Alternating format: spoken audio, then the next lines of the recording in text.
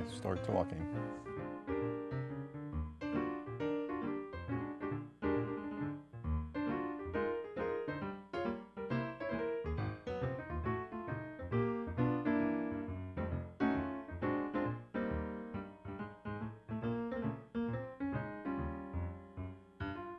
And welcome to our show, Brookfield Public Advocate. I'm your host, Bruce Senig.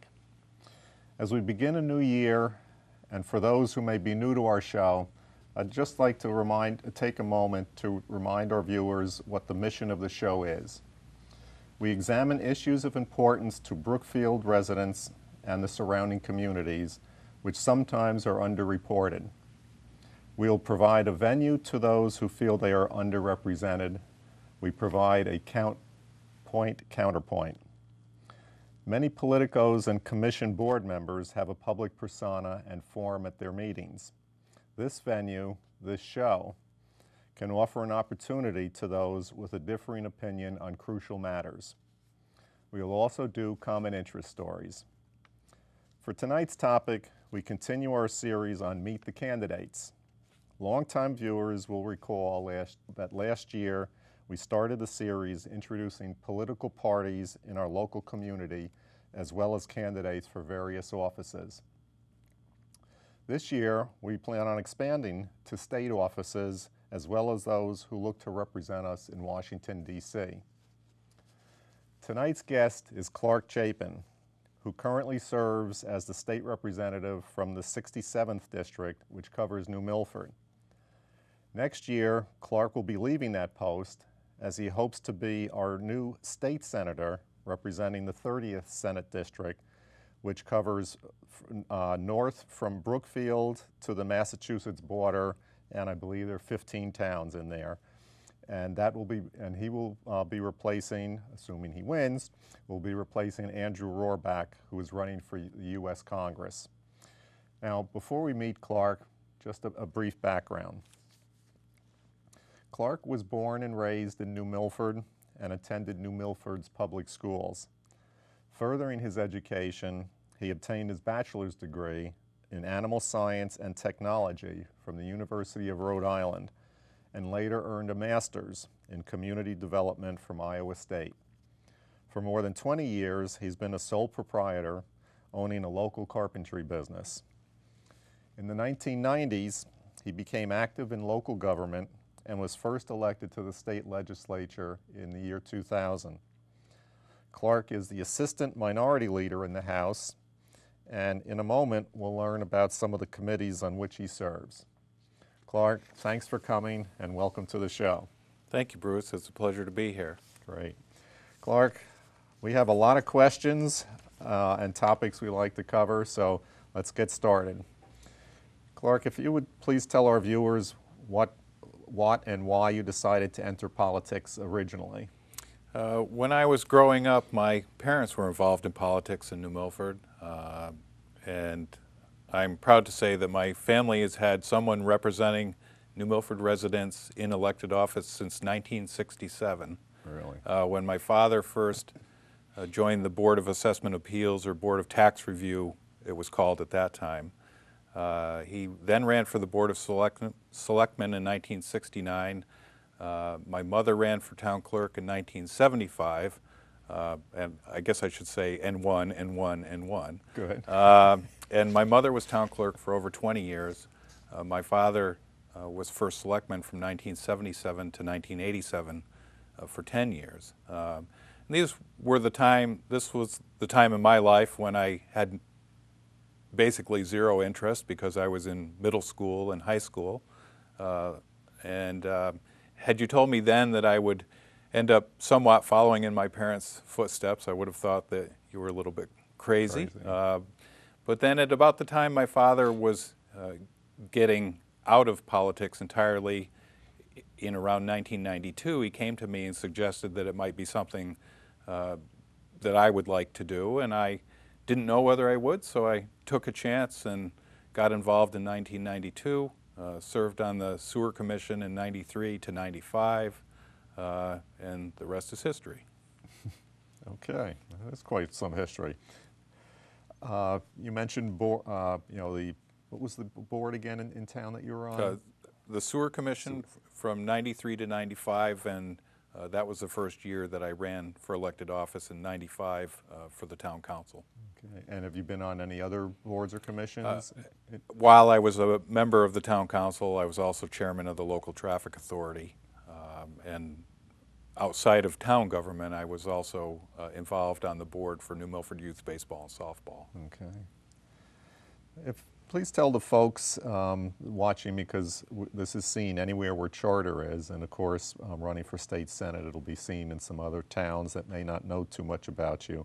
What committees you were on in Hartford and what each one entails. Sure. When I first joined the legislature in January of 2001, I had met with my leadership and asked to be placed on the Environment Committee, which has cognizance of not only environmental issues but agricultural issues as well. I was born and raised on a dairy farm in New Milford, and as you already mentioned, had a degree in animal science, so it was near and dear to my heart to be dealing with those types of issues. And thankfully, my leadership placed me on the Environment Committee. They also asked me to serve on the Human Services Committee, which deals with social service issues and issues affecting the elderly.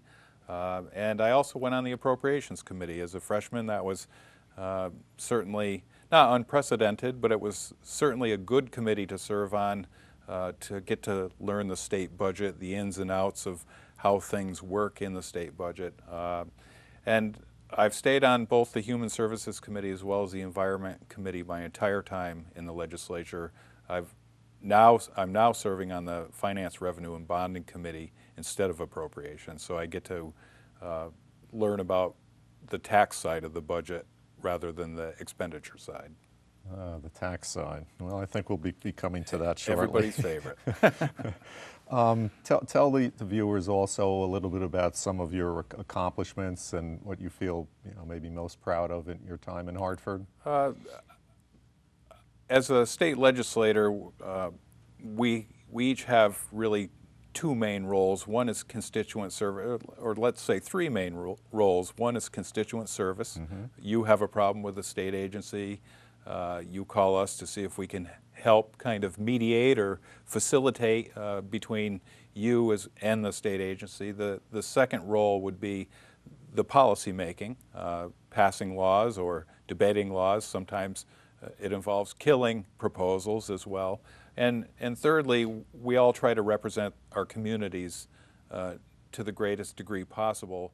Probably the biggest accomplishment that I'm most proud of in that regard was the widening of Route 7 in New Milford. It was a project that had been on the drawing board since the late 50s. It started to get resurrected in the mid-90s. And when I was first elected, it was probably the greatest priority I had was to make sure that it stayed on track. There was a couple of hiccups. The funding started to disappear, and we made sure we got our hands back on the necessary funds to move the project forward. And over the course of, I think, about 4 to 5 years, both sections from the village center down to the Brookfield town line were completed. And it wasn't an easy task, and people were very patient, which I'm very appreciative of, and nothing but positive comments ever since then. Well, having been a resident in Connecticut in Brookfield for 7 years, I have to say that I feel at least the widening has been a great improvement, and the traffic flow. One of the things when I left Westchester, well, two of the things I've been really looking to get away from were the high taxes and the congestion. And I think certainly, as I said, we'll talk about taxes shortly, but the congestion, I think, certainly has been lessened a lot with that. Well, one of the things that I find really interesting about Hartford, and again, my only comparison can be the way New York and Albany seem to run or not run, as the case may be. I'm curious about your feelings about being a Republican in a minority with Democrats basically controlling the state. Can you enlighten us a little what some of your thoughts are, whether it be frustrations or whatever? Sure, and keeping in mind that this year was entirely different with a Democrat governor, because Right. in my first 10 years, it was two different Republican administrations. So the roles changed slightly in that time. As a Republican in the minority party with a Republican governor, there's some role-playing, kind of I've got your back type of role-playing. To give an example, if the Department of Environmental Protection came forward with an agency proposal from a Republican administration, it's the minority party's role to try to help facilitate and move that legislation forward. This past year, it was a little different with a Democrat administration. I didn't feel that it was my role, but it was interesting because I've always put policy first. So if I thought it was good policy coming from the agency, I would continue to push. It didn't matter that it was coming from a Democratic administration. So the roles have been a little different in the last year. At times it's very frustrating, especially on procedural votes. The majority party controls the rules, and we have not only do we govern ourselves by Mason's Book of Procedures, but we also have precedents from prior rulings from former speakers of the House, and there were times when clearly we objected to some procedure, and clearly we had the Book of Precedents on our side, but it's just overruled on a 2/3 vote. So that is probably the most frustrating part of the whole process. Yeah, I'm sure. Running for Senate now, what, if anything, again, with the two different houses up in Hartford, do you feel will be different for you in the Senate compared to being in the House? Well, unlike Congress, where they have separate committees, we have joint committees, so senators serve on the same committees with the House members. So the day-to-day work at the Capitol is primarily, should be the same, because there's such a small number of senators. There's 36 senators, and presently it's 14 Republicans and 22 Democrats, compared to 151 House members. Senators have to generally serve on more committees than you would as a member of the House. So your time gets divided to a greater extent as a senator. Some people view it as, some people might suggest that it's a bigger fish in a smaller pond. I'd like to think of it as I'm hopefully moving to a different pond with less fish. So it's not an area that's unfamiliar to me, and probably the biggest difference will be the demand on my time. As you mentioned, presently there are 15 towns in the Senate district. Redistricting, which goes into effect next year, will drop that by 1 town to 14 towns. So hearing from 14 different chief elected officials will be a lot different than hearing from just one. I can imagine. Well, no, actually, I can't imagine.